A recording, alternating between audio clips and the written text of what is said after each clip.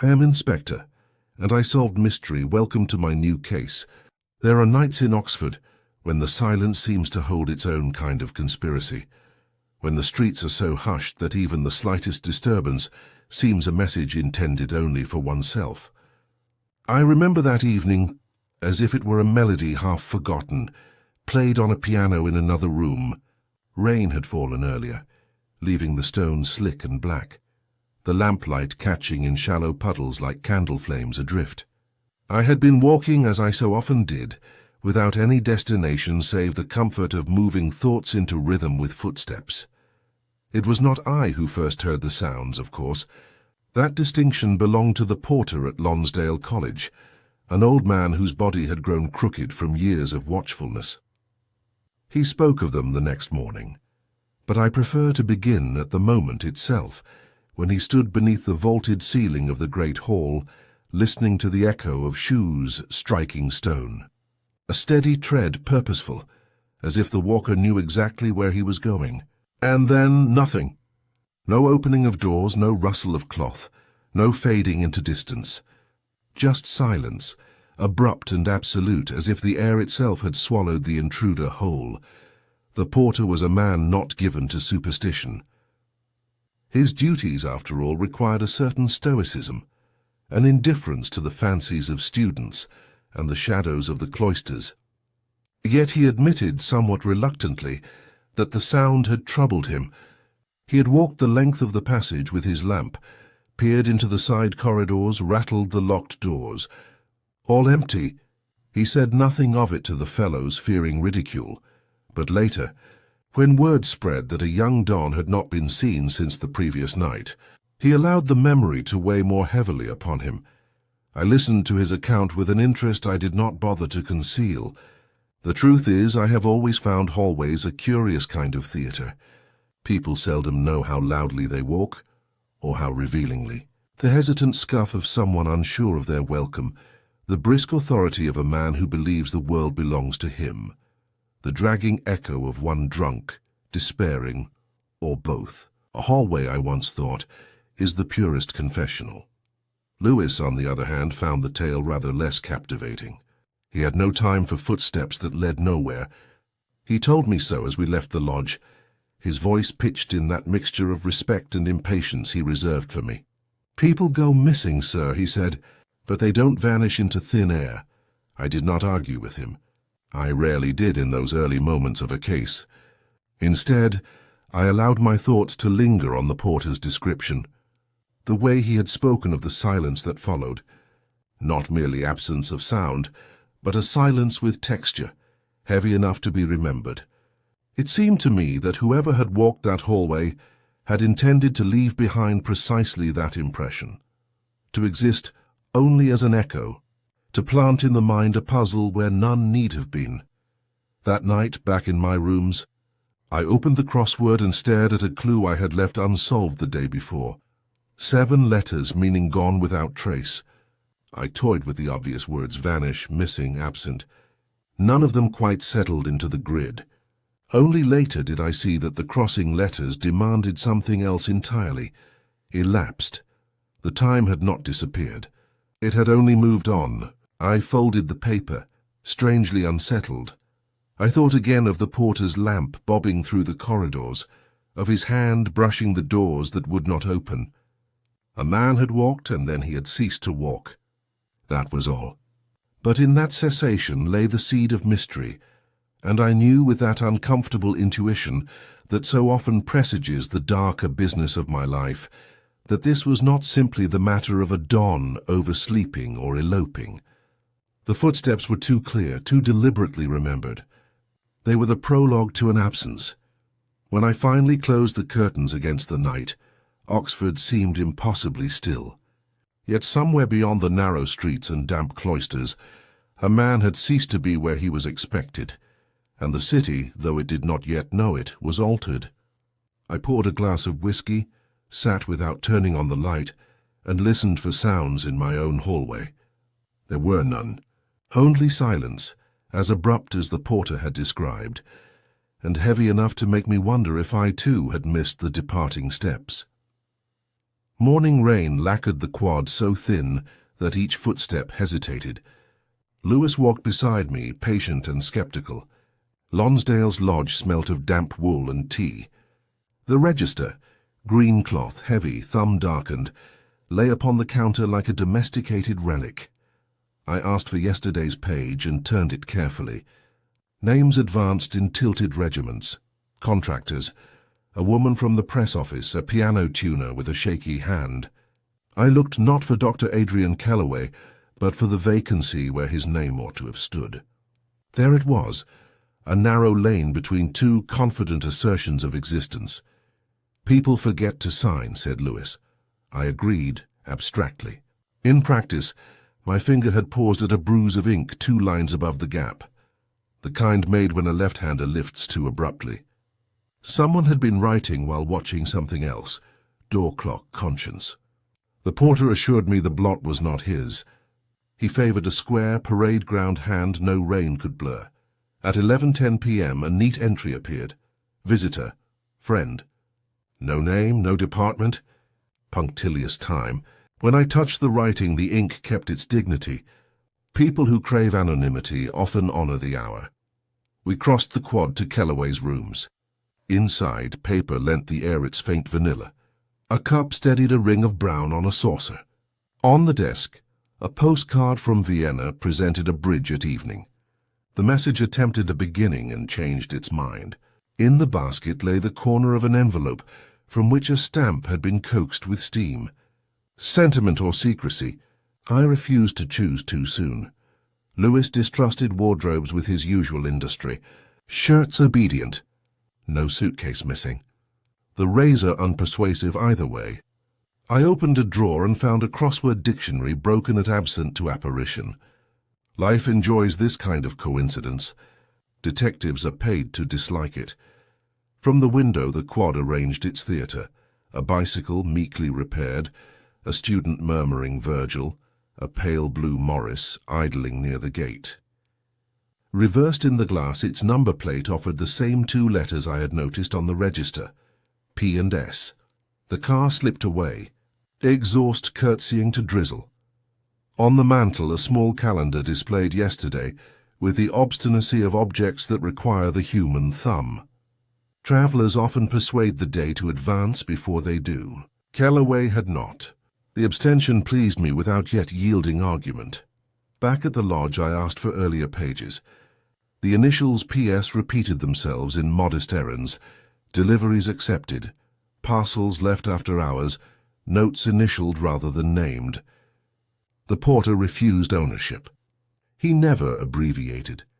He added with the seriousness of a man defending a right that Calloway always signed tall and precisely, time to the minute. Lewis telephoned the piano tuner and returned faintly amused. The final 2 digits in the register were transposed. The bewildered owner of that number had never touched a piano. A mistake, said Lewis. Or an invitation to ring no one at all, I said.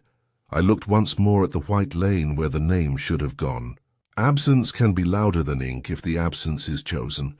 I have seen men deny themselves with more eloquence than they ever affirmed. The porter repeated his memory of footsteps just after 11, steady, certain, ceased. He had searched both corridors and found only his lamp making company for itself. We left the lodge. Rain resumed its patient catechism upon the stones. Lewis said the empty line proved nothing, that a man might step out for a cigarette and forget to bow before bureaucracy. Perhaps. Yet the blot above, the punctual friend, the stubborn calendar, and those initials lent the omission a contour. In that pale corridor of paper, I could almost see a figure deciding not to exist where he ought, and beside him, someone exact with time and untidy with truth, watching the door as the ink dried. Oxford, meanwhile, simply listened, the stones learning another secret they would never willingly surrender to anyone alive. I have often thought that Oxford colleges, in their moments of crisis, resemble ships at sea, isolated, creaking under pressure, unable to abandon the voyage until some conclusion is reached. Lonsdale was no different. By the third day of Kellaway's absence, the fellows gathered like unwilling passengers trapped on a deck, each privately fearing the storm, each watching the others too closely. Lewis accompanied me into the senior common room, its air already curdled with coffee and unease. Portraits of long-dead wardens observed us with the grim serenity of those who no longer cared how the present conducted itself. But the living proved less detached. Dr. Margaret Elston sat near the window, upright as a column, her hair arranged with the kind of severity that admits no accident. She greeted me with the exact measure of warmth necessary to be polite, and no more.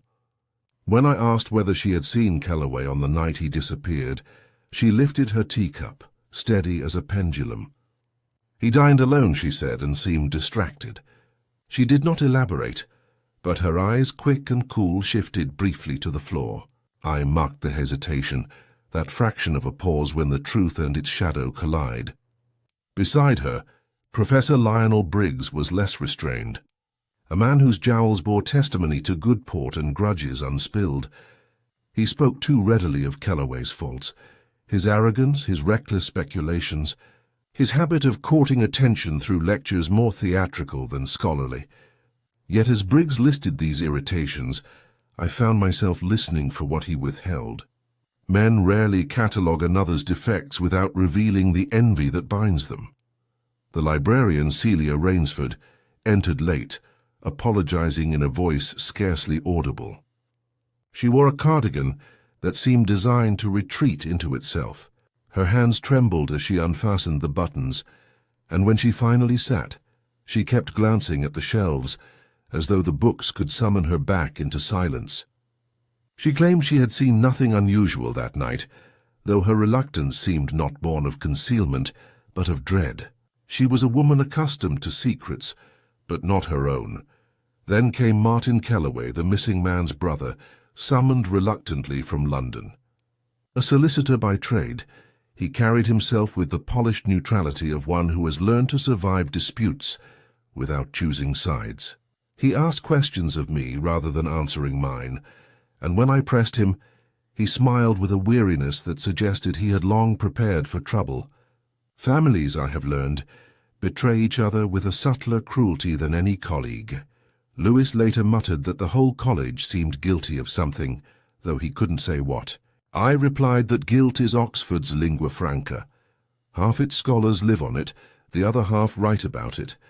Still, I could not ignore the arrangement of the players, 4 figures orbiting the absence of a fifth.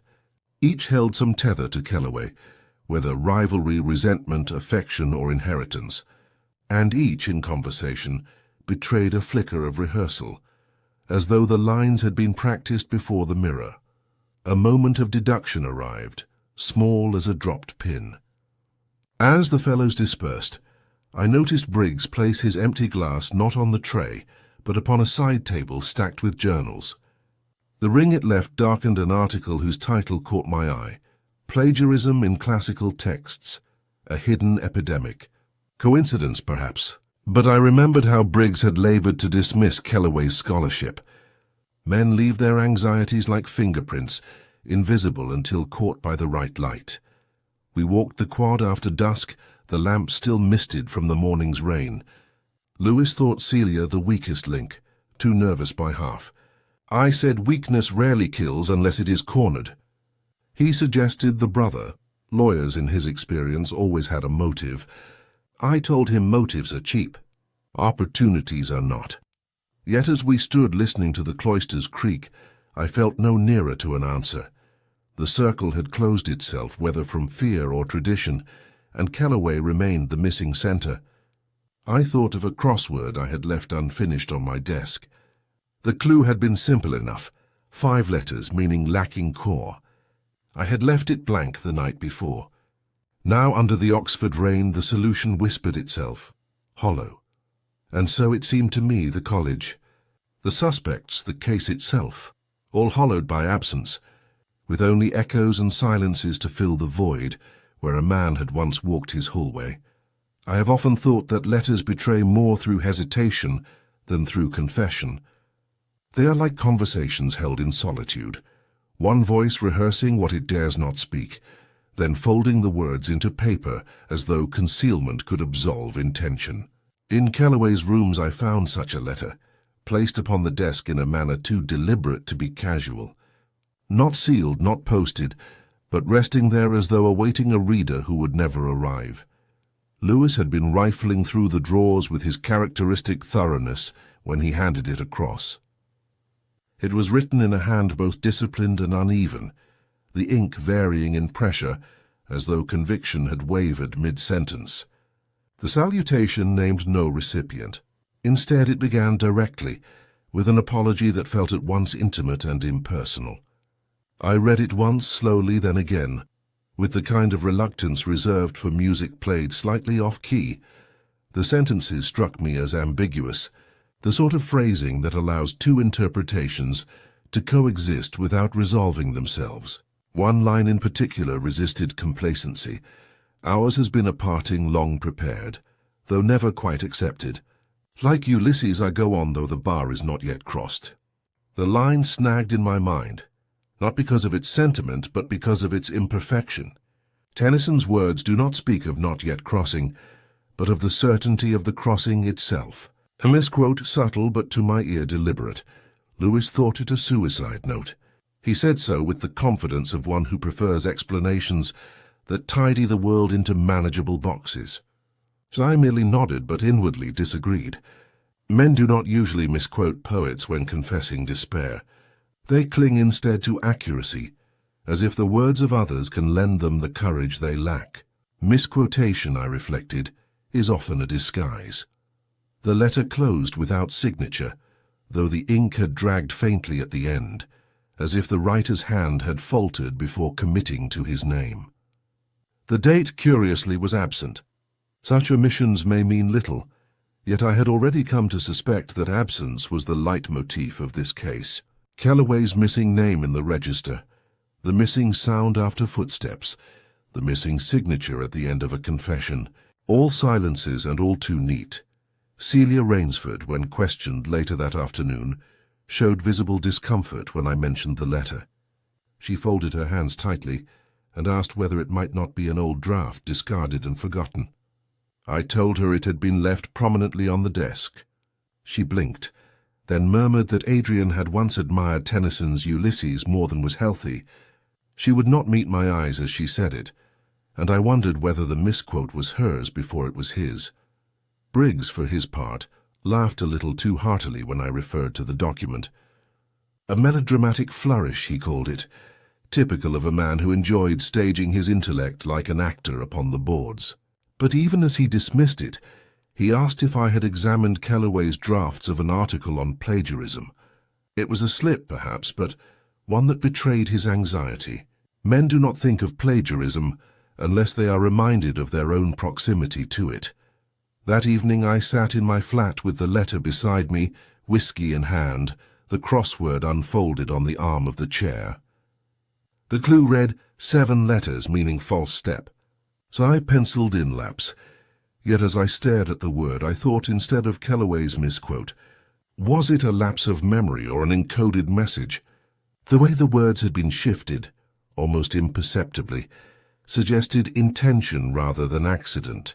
I reread the letter aloud softly, as though the sound might summon its meaning. The rhythm faltered precisely where the misquote occurred, a discord in the otherwise careful music. The rain had resumed outside, tapping against the window with patient persistence. I thought of the footsteps again, their abrupt silence, and of the porter's troubled recollection.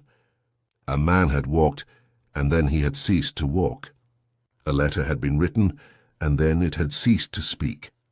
Both interruptions carried the same quality, not an ending but an erasure. When I finally set the letter down, I felt no nearer to truth, and yet the unease remained, a whisper lodged in the ear. Words misremembered, signatures withheld, dates unsupplied. Such silences are rarely innocent. I poured another measure and sat long into the night, listening not to the rain, but to what it concealed. It was at the Randolph, if memory serves, that I sat with the crossword and a pint, the late afternoon drizzle stippling the window so faintly that the city beyond seemed drawn in charcoal. I have always trusted a crossword more than most men. It offers a clarity that people never do. A clue had detained me for several days, absent yet present in the heart of the word. I had written down only shadows of answers, none satisfactory. Words are never absent, only misplaced. People, too. Lewis had gone to speak again with the porter. He returned, shaking his head. No new details, he said, only the same steady tale of footsteps and silence. He found it all rather theatrical. Perhaps, he suggested, the old man had simply wanted to be noticed. I reminded him that attention-seeking usually leaves a louder mark than silence. He frowned, unconvinced, and I watched him order tea he would not finish. The photograph came into my possession that same evening, slipped into my file by the college secretary, with the faintest shrug of indifference. A group of dons in the library gardens, formal and smiling in the stiff sunlight of some forgotten summer. But what drew my eye was not Kellaway himself, poised awkwardly at the center, but the figure at the margin whose face had been carefully scratched out. The ink scored deep, as though the obliteration mattered more than the photograph itself. I traced the grooves with my finger, and the faint grit of paper crumbled beneath my touch. Someone had chosen to excise a presence, to render it absence. It struck me as the visual echo of the missing name in the register. Lewis suggested perhaps Kellaway himself had done the scratching, out of spite or embarrassment. He reminded me that academic rivalries could be as vicious as any in the criminal courts. I conceded the point, but quietly thought otherwise. The mutilation bore not the casual malice of rivalry, but the precise neatness of secrecy. Back at my desk, I paired the photograph with the letter we had found earlier. The misquoted line lingered in my mind, its rhythm unsettled. Men misremember, yes, but not poets they admire. I wondered whether the photograph and the letter were part of the same design, one word altered, one face erased, both gestures speaking in silences louder than declarations. That night, turning again to the crossword, the elusive clue yielded at last. The answer was lack. 4 letters only, though the setter had stretched the definition by referring to the heart of the word, the hidden vacancy. I circled it with some satisfaction, though unease remained. I could not shake the sense that Kellaway's disappearance was a kind of crossword clue in itself, absence presented as presence, a hollow at the heart of ordinary appearances. Celia Rainsford crossed my path outside the library the following morning. She carried a stack of books too heavy for her frame, and when I offered to relieve her, she declined almost fiercely, as though the weight were her right. I noticed one volume at the top, Tennyson, the collected poems, and wondered whether she had chosen it or whether the library had chosen for her. She colored slightly when I mentioned it, and I marked the blush as carefully as I might a correction in a manuscript. Guilt, perhaps, or only memory. Yet it was something. Briggs, meanwhile, grew louder in his dismissal of the case. Over lunch, he declared Kellaway had likely absconded with some woman, the sort of man to prefer melodrama to obligation. His tone was brisk, but his eyes flickered once toward the altered photograph when he thought no one watched. That flicker told me more than his words. Contradictions are always more eloquent than consistency. By evening, with the rain turning heavier, I felt no closer to resolution. Yet small details had begun to assemble themselves like letters in a half-completed grid.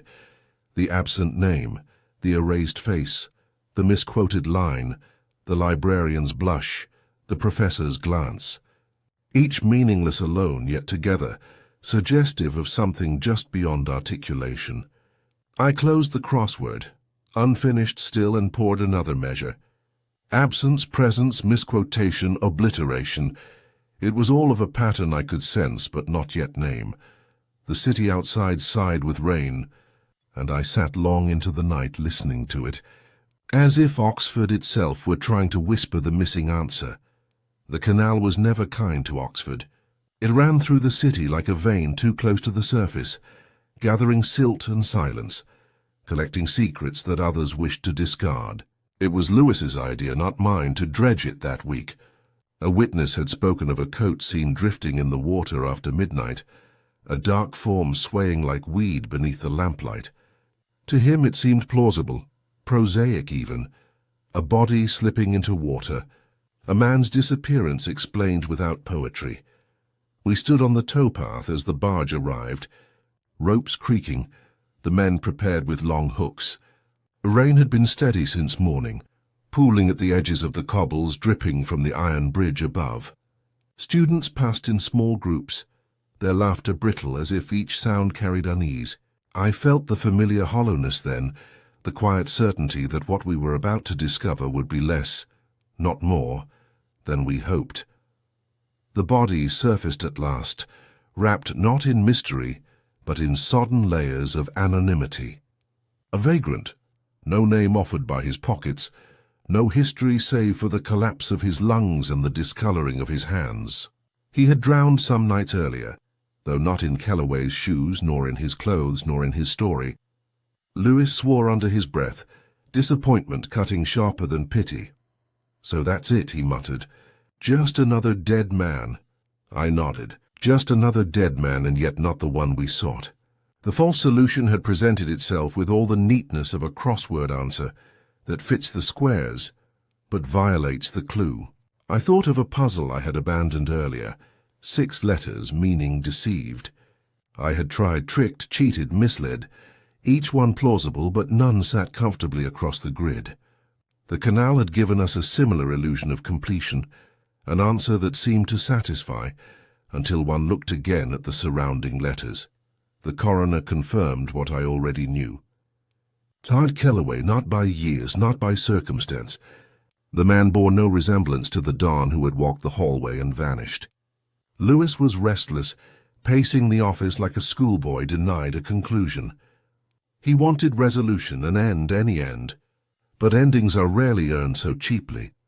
That evening I returned to the college, walking the cloisters slowly. The porter met me with weary eyes. He had heard the rumors, of course, and asked in a whisper whether Dr. Kellaway had been found. I told him not yet. He seemed relieved in a way that puzzled me until later. Relief, I realized, not because the Don lived, but because the college still possessed its mystery. Absence carries more fascination than presence. Celia Rainsford approached me as I crossed the quad. She had heard of the discovery too. Her voice trembled as she asked if the drowned man was Adrian. When I assured her it was not, she clasped her cardigan tighter, as if cold had suddenly invaded the air. She murmured something about endings, how people longed for them even when they brought grief. I wondered then if she spoke only of the case. Professor Briggs was less restrained. He declared the whole business a waste of police time. The city was full of derelicts. Why should one matter more than another? His dismissal rang false, too loud, like an actor trying to end the scene before his cue. I marked it without comment. Later, alone in my rooms, I poured a measure and opened the crossword once more. The clue for deceived still stared back at me. This time the answer arrived quietly, almost reluctantly. Duped, short, blunt, unadorned. The word suited the day. We had been duped by circumstance, by coincidence, by the human desire to believe the simplest story. And Kellaway, wherever he was, remained beyond the reach of water or witness.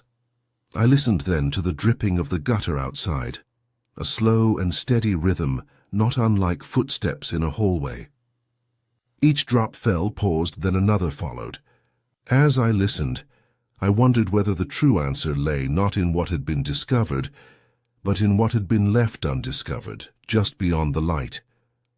The dead man in the canal had offered us an ending, but it was Kellaway's silence, still unbroken, that continued to speak. The library at Lonsdale possessed that particular stillness which belongs less to silence than to memory. The smell of paper, glue, and dust held itself in the air like a reluctant benediction. I have never found such rooms comfortable. Their quietness insists on obedience, as though every whisper were an intrusion. Yet it was in that hush that I found myself, following Celia Rainsford through the narrow aisles, watching the way her shoulders stiffened, as if she knew I measured every gesture. She carried herself with a librarian's habitual reverence, but her fingers betrayed her, always adjusting a spine, shifting a book a fraction, as though some invisible alignment required constant correction. It was not nervousness alone. It was ritual, and rituals often conceal what they cannot admit aloud. I asked about Kellaway. She paused near the poetry shelves, tracing the embossed letters of a volume without opening it. He read here often, she said, though he borrowed little. He liked to leave notes in margins, harmless scribbles that she sometimes erased. The confession was quiet, almost apologetic, and I wondered why she felt the need to mention it at all. Men leave their ghosts in the margins of books. Some women, it seems, feel compelled to tidy them away. I took the volume from her, Tennyson again, and opened it at random. An inscription caught my eye. To A.K., who knows absence better than anyone should.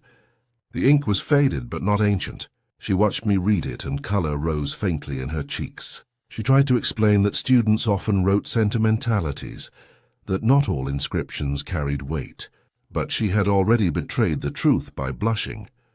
It was Kellaway's book once, then, or at least meant for him. Lewis, who had joined us reluctantly, muttered that a love affair seemed the simplest explanation. I told him simplicity rarely satisfies Oxford. He smiled grimly and left to interrogate the catalogue.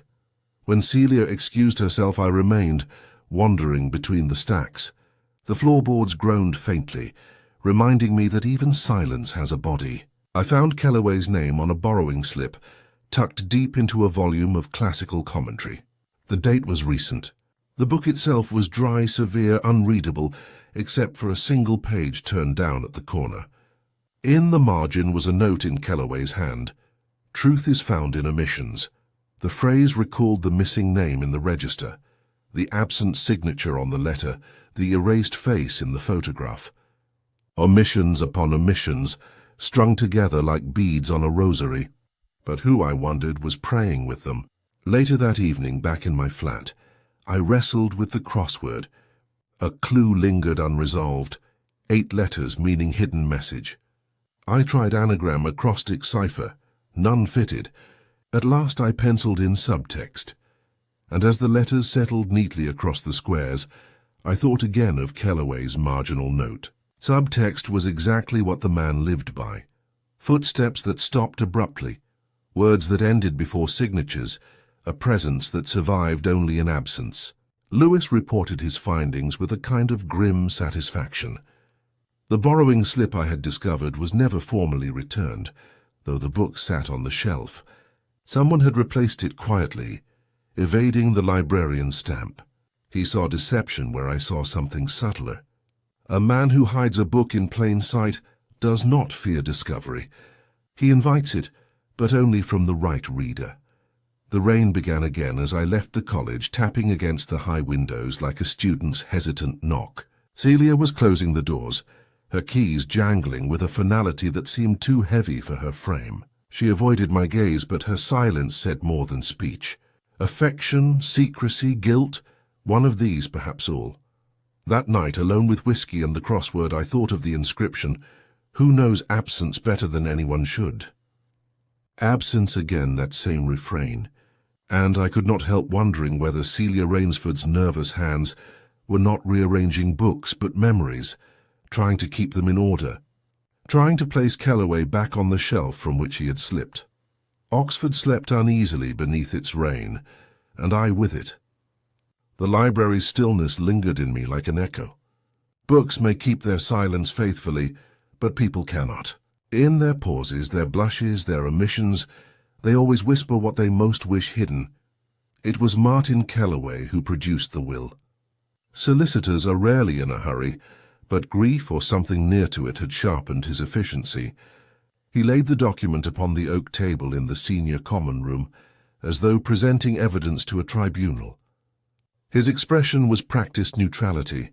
No sorrow, no triumph, only the cool confidence of a man accustomed to clauses and codicils. The will itself bore the expected formalities, signatures, witnesses, the usual parade of Latin phrases. Yet a single amendment, added scarcely 3 weeks before Adrian Kellaway's disappearance, drew the eye. A beneficiary struck through with a decisive hand, replaced by initials only. P.S. Lewis muttered that it was obvious. Men alter their wills when they mean to cut ties. When affections sour or debts accumulate, he saw motive gleaming as brightly as ink still fresh. But I have always distrusted motives that present themselves too eagerly. They rarely explain. They only distract. I read the text twice, letting the words settle. The excision was clean, the replacement stark. Margaret Elston's name removed, her scholarship and loyalty erased in the space of a line. The initials that followed were impersonal, unhelpful yet too deliberate to be arbitrary. No solicitor would have allowed them without protest. Unless the solicitor was a brother. Unless the brother, now sitting across from me with his carefully folded hands, had more to conceal than to reveal. I asked Martin if his sibling had given reason for the change. He replied with the precision of one delivering a deposition. Strained relations, professional disagreements, an estrangement of temperaments. He paused long enough for the words to gain their own weight, then added that Margaret had never forgiven Adrian for his success. His tone was steady, but his fingers drummed once against the tabletop before withdrawing into stillness. The sound was soft, but it lingered. I have learned to listen to such echoes. Margaret herself was unsurprised when I confronted her. Her composure was iron, her voice cool. Adrian always resented me, she said, because I reminded him of what he lacked. She did not ask what that was, nor did I answer. Her eyes drifted momentarily to the rain streaking the mullioned windows, and I thought perhaps she mourned not the inheritance, but the erasure. To be struck from a man's testament is to be condemned twice, once by his death and again by his memory. Briggs, of course, could not resist his commentary. A will altered, he declared, was proof enough of scandal. He suggested Adrian had been blackmailed, that the initials P.S. belonged to some shadow eager to profit from secrecy. His words were loud, but his glance avoided mine. It was the glance, not the theory, that interested me. Celia Rainsford, when pressed, grew paler still. She insisted she knew nothing of the alteration, but her hands twisted in her lap as she spoke. She was not skilled in deception. She confessed only that Adrian had grown withdrawn in recent weeks, less inclined to linger in the library, more inclined to write late into the night. She admitted she had once seen Martin leaving Adrian's rooms, though he had no official business there. The memory seemed to trouble her more than she wished to say. Back in my rooms I unfolded the crossword. The clue read 5 letters meaning bequeath. I considered legacy too long, gift too short, leave precise and sufficient. I penciled it in, but the word unsettled me. To leave, an inheritance, a room, a life. Adrian had left in every sense, but not with clarity. The rain persisted, tapping its small sermon on the sill. I looked again at the will. The stark initials, the excision of a name. To remove a person from such a document is not merely legal but symbolic, an act of rewriting one's past as much as one's future. Whether it was Adrian's hand that insisted upon it, or another's that guided his pen, remained unproven. But the alteration struck me as too obvious, too polished, too expectant of discovery. False trails are often laid not on country paths, but in ink and parchment. And as I sat with the will beneath the lamplight, I wondered if P.S. stood less for a person than for a message. Postscriptum. The things we add when we think we have already finished. It was near midnight when I returned to Kellaway's letter. The paper had grown creased from my handling, its corners softened by repetition. I had read it before, but I read it again and again, as though the cadence of its sentences might surrender something on the 10th or 20th attempt. The words had begun to echo in my mind with the persistence of a refrain one cannot silence. Like Ulysses, I go on though the bar is not yet crossed. That single clause unsettled me more with each reading. I had lived with Tennyson long enough to know his rhythms. The bar is not yet crossed was not Tennyson's voice but Kellaway's invention. And invention, I have learned, is often more revealing than quotation. Lewis dismissed it when I mentioned it. People misremember things all the time, he said. But misremembering requires ignorance, and Kellaway was not ignorant of poetry. He lectured on it with the casual intimacy of a man rehearsing a favorite melody. A lapse seemed improbable. What seemed more likely was intention, the deliberate bending of a line, as though to signal something behind the words. I went to the college library the following morning, its air dampened with that peculiar scent of dust, disturbed by rain seeping through stone. I traced the shelves until I found the editions Kellaway had borrowed. In one of them, Tennyson again, I found a margin faintly underlined, sunset and evening star, and one clear call for me. Nothing unusual there, except that Kellaway's line had placed himself before the crossing rather than beyond it. He was situating himself in delay, in suspension, as though poised between departure and confession. Lewis grew impatient with my obsession.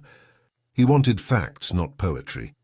He pointed instead to the will, to the initials P.S., to the brothers' careful evasions. But I could not shake the misquote. It clung to me like the aftertaste of whiskey, sharp and lingering. Words tell us what men cannot. In the quiet of the library, I noticed something else. On the same page where the poem was underlined, a faint smudge of pencil lingered near the margin. Not a word, but the ghost of one erased. I tilted the book beneath the lamplight until the graphite revealed itself. 2 letters, A and M, rubbed nearly to extinction. Why those letters? Why there? When I stepped outside, the rain had ceased, but the stones of the quad glistened as though they remembered it. Celia Rainsford crossed hurriedly, a bundle of papers clutched to her chest. I remarked on the weather. She replied too quickly, her voice unsteady, and glanced toward the library door as if she had left something behind. That glance was enough. People look back when they fear discovery. Briggs later confronted me in the common room, declaring that all this talk of poetry was sentimental nonsense. Adrian, he insisted, was a man prone to vanity. He would have relished the theatrics of disappearance. As he spoke, his fingers worried the edge of a journal on the table, folding and unfolding it as though to silence a tremor.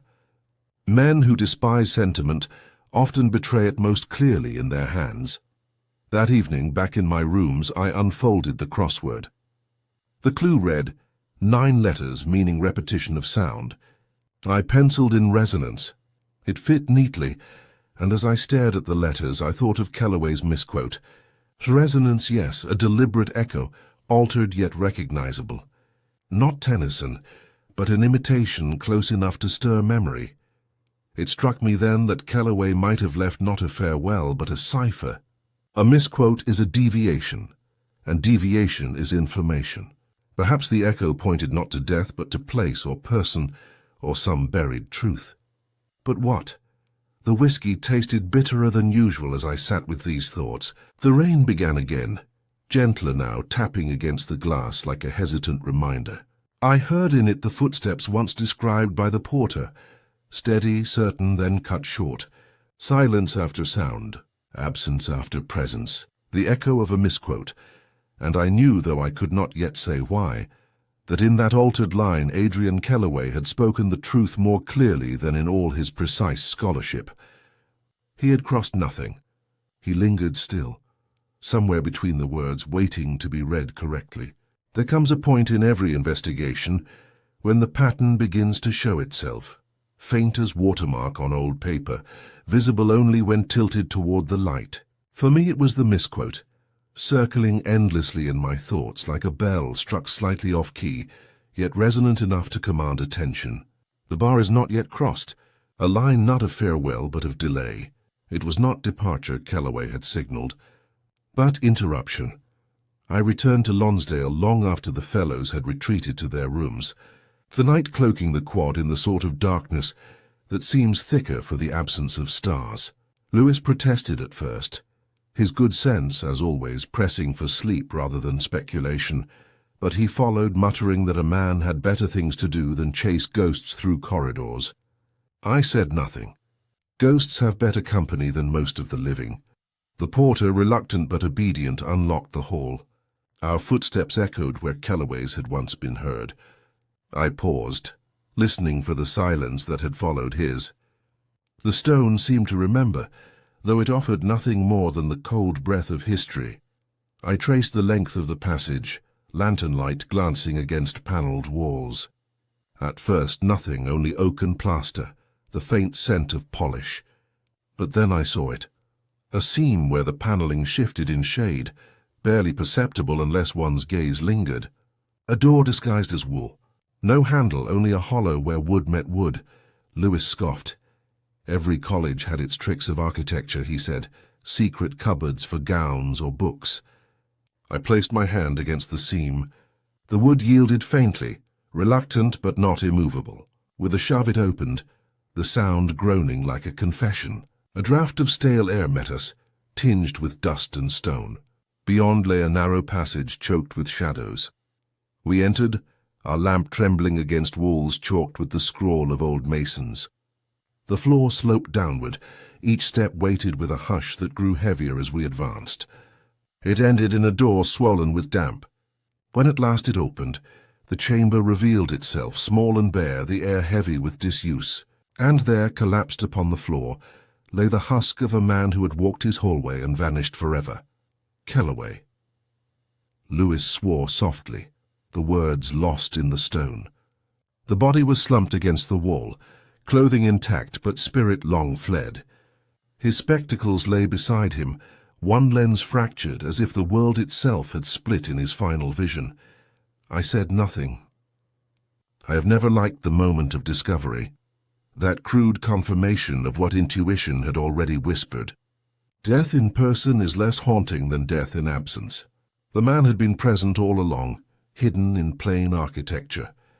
His silence not departure but confinement. We examined the room in quiet diligence. A lantern long extinguished, papers damp and curling in the corner. One sheet bore only a line scrawled with faltering hand. Not crossed, not yet. Again the echo of Tennyson, altered, unfinished. He had left us the refrain of his misquote, circling back to the same refusal of completion. Lewis speculated on accident, on entrapment, on some foolish exploration gone wrong. His voice grew insistent, eager for explanation. But my eyes lingered on the lock. It bore scratches, not from within, but without. Someone had closed him in.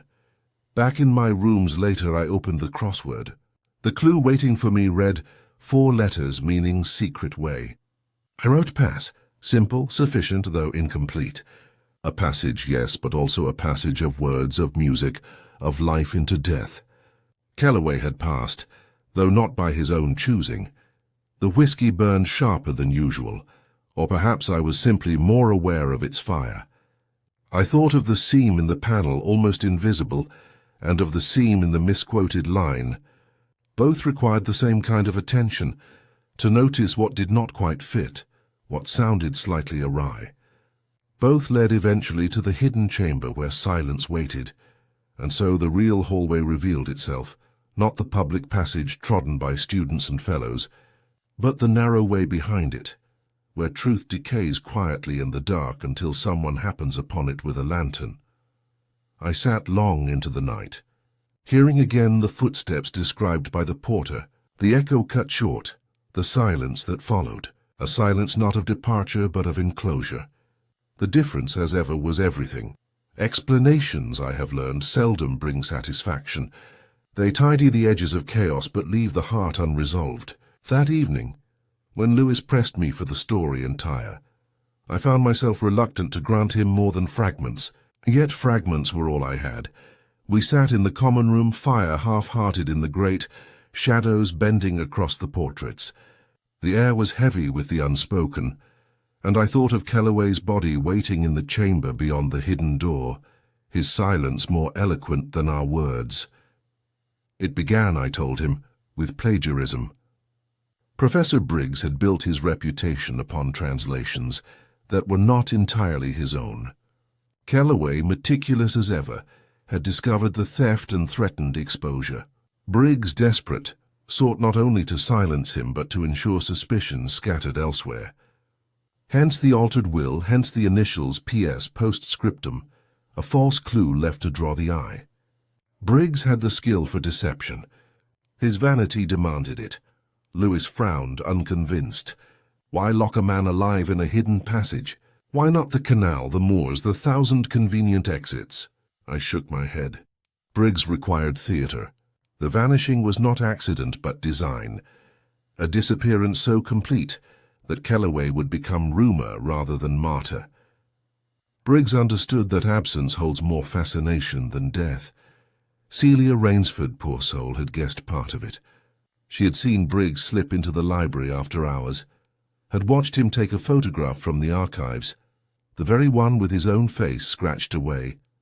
She believed Kellaway had done the scratching, but I think Briggs himself erased the evidence, obliterating the past before it betrayed him. Her silence was not complicity, only fear. She loved Kellaway in that timid, bookish way that leaves no mark but blush and memory. Her guilt lay not in crime, but in omission. Martin Kellaway, too, had played his quiet role. He knew his brother's habits, his tendency to draft letters he never sent, his reliance on accuracy. When Briggs confided his predicament, or perhaps when Martin guessed it, he saw opportunity. A will altered, a brother missing, a solicitor poised to profit from confusion. His hands drummed against the oak table, because hands reveal what tongues suppress. The letter itself, its misquote, its refusal of completion, remained Kellaway's final testament. He had written it, yes, but not as confession. It was message, cipher, echo, not crossed, not yet. He was telling us, in the only way he could, that his life had been interrupted rather than surrendered. Lewis muttered that it was too neat, too poetic. Perhaps, but crime in Oxford has always been contaminated by poetry. The stones demand it. The rain insists upon it. I looked into the fire and considered the crossword clue I had left unfinished earlier. 7 letters, meaning deception revealed. I had written nothing then. Now the answer came unmasks, and yet I did not write it down. Truth unmasked remains only half-truth, for the mask leaves its shadow even after removal. The arrest itself was quiet, Briggs protesting little, as though relief accompanied exposure. Men sometimes long to be discovered, tired of carrying the burden of their own invention. He said only that Adrian had forced his hand, that plagiarism was a lesser crime than ruin. He did not mention the chamber, nor the lock scratched from without. But silence, too, is confession. Afterward, I walked the hallway once more. The porter accompanied me, his lamp trembling slightly. He asked if I believed the college would ever forget. I told him forgetting was Oxford's speciality, but remembrance its true vocation. The footsteps would be heard again by others, long after our names had faded. He seemed comforted, though I am not sure why.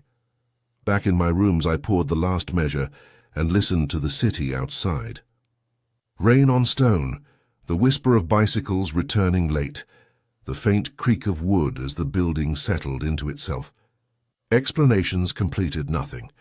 Adrian Kellaway had walked his hallway and vanished forever, though now we knew where he had gone. The absence remained, sharpened rather than soothed.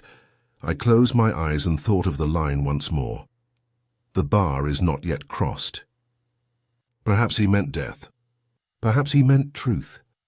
Perhaps he meant only that life had been interrupted, and he had no time left to complete the crossing. The poem ended before the bar was reached, and so too did he.